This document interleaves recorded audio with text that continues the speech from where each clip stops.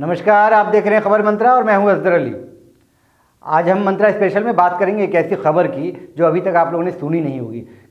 भारत के इतिहास में ऐसा पहली बार हो रहा है कि देश की आज़ादी के बाद किसी महिला को फांसी दी जा रही है।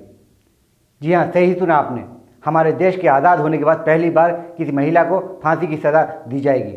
इसके लिए मथुरा स्थित उत्तर प्रदेश के इकलौते फांसी घर में तैयारियां भी शुरू हो गई हैं।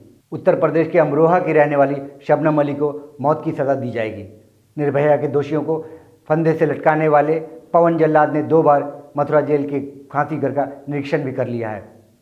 साल 2008 में अमरोहा की रहने वाली शबनम नाम की महिला ने अप्रैल में अपने प्रेमी सलीम के साथ मिलकर अपने ही 7 परिजनों की कुल्हाड़ी से काटकर बेरहमी से हत्या कर दी थी। इस मामले में निचली अदालत से लेकर सुप्रीम कोर्ट तक ने उसकी फांसी की सज़ा को बरकरार रखा है। इसके बाद शबनम अली ने राष्ट्रपति से भी दया की गुहार लगाई थी, लेकिन अब राष्ट्रपति भवन ने भी उसकी दया याचिका को खारिज कर दिया है।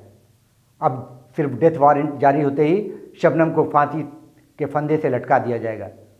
यही वजह है कि आज़ाद भारत के इतिहास में शबनम पहली ऐसी महिला होगी जिसे फांसी की सज़ा दी जाएगी। शबनम के साथ उसके प्रेमी सलीम को भी फांसी पर लटकाया जाएगा। पवन जल्लाद ने 2 बार मथुरा के फांसी घर का निरीक्षण भी कर लिया है। पवन जल्लाद को फांसी के तख्ते से के लीवर में जो कमी दिखी उसे जेल प्रशासन ने अब ठीक भी करवा लिया है। फांसी देने के लिए बिहार के बक्सर से रस्सी मंगवाई जा रही है। शबनम को फांसी देने की तारीख अभी तय नहीं की गई है, लेकिन मथुरा जेल प्रशासन ने तैयारियां लगभग पूरी कर ली हैं। जल्द ही डेथ वारंट जारी होते ही शबनम और उसके प्रेमी सलीम को फांसी के फंदे पर लटका दिया जाएगा। गौरतलब है कि मथुरा में महिलाओं के लिए फांसी घर आज़ादी के करीब 150 साल पहले बनवाया गया था, लेकिन वहां अब तक किसी महिला को फांसी नहीं दी गई। मथुरा जिला कारागार में जल्लाद पवन को तख्ते के लीवर में कुछ कमी दिखी थी, जिसे प्रशासन ने ठीक करवा लिया। शबनम को फांसी पर लटकाने के लिए बिहार के बक्सर से रस्सी मंगवाई जा रही है, ताकि किसी तरह की अड़चन पैदा ना हो। अमरोहा ज़िले के हसनपुर क्षेत्र के गांव बावनखेड़ी के शिक्षक शौकत अली के इकलौती बेटी शबनम अली के सलीम नाम के एक युवक के साथ प्रेम संबंध थे। सूफी परिवार की शबनम ने अंग्रेज़ी और भूगोल में एमए किया था। उसके परिवार के पास काफ़ी ज़मीन थी। वहीं सलीम 5वीं फेल था और पेशे से एक मजदूर था, इसलिए दोनों के संबंधों को लेकर परिजन विरोध कर रहे थे।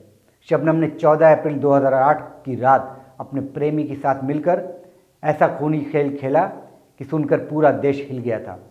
शबनम ने अपने माता पिता और 10 माह के भतीजे समेत परिवार के 7 लोगों को पहले बेहोश करने की दवा खिलाई। बाद में सलीम की मदद से कुल्हाड़ी से काटकर सभी 7 लोगों की जान ले ली। शबनम ने हत्या करने के बाद तेज़ी से रोना चीखना शुरू कर दिया। जब आसपास के लोग पहुंचे तो हालात देखकर दंग रह गए। खून से लथपथ 7 लाशें पड़ी थी। घर में अकेली 25 साल की लड़की शबनम अली जीवित बची थी। आधी रात को हुए इस सनसनीखेज हत्याकांड से पुलिस प्रशासन में भी हड़कंप मच गया था। शबनम ने पुलिस को बताया था कि उसके घर में लुटेरे आए और पूरे परिवार की हत्या कर दी। वह बाथरूम में बंद थी, इसलिए बच गई। पुलिस ने पहले तो लूट के एंगल से जांच की, लेकिन कोई सबूत हाथ नहीं लगा। इसके बाद पुलिस ने घटनास्थल पर ध्यान दिया तो कई सवाल सामने आए।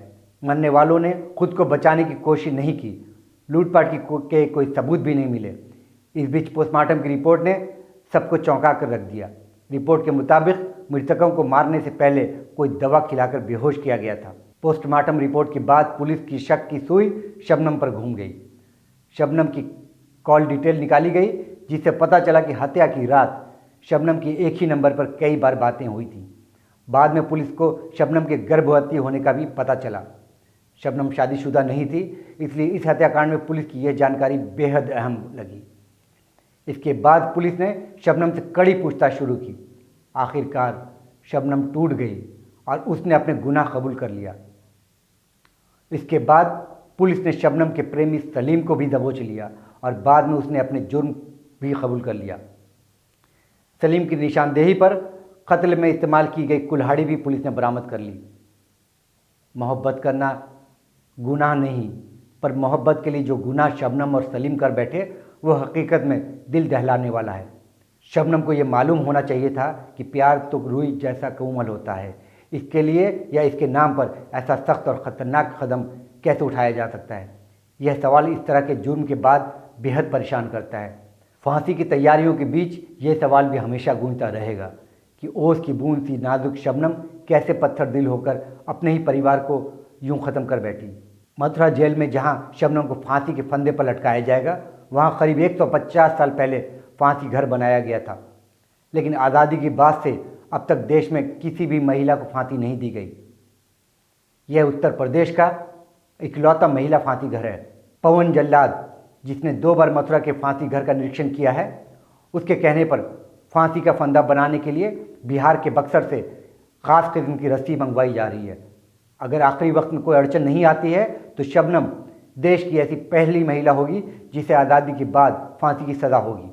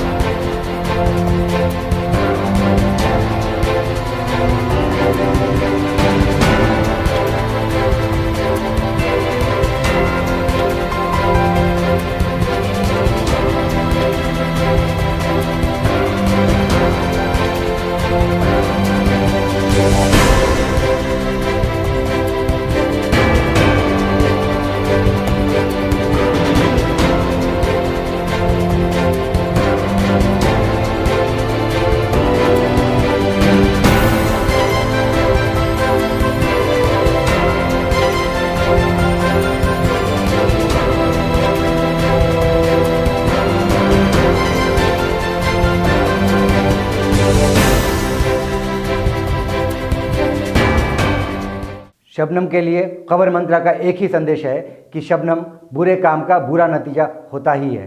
आपने अपने माँ बाप और परिवार के 7 लोगों की जान लेने से पहले एक बार भी इसके अंजाम को सोच लिया होता तो शायद आज यह दिन आपको नहीं देखना पड़ता।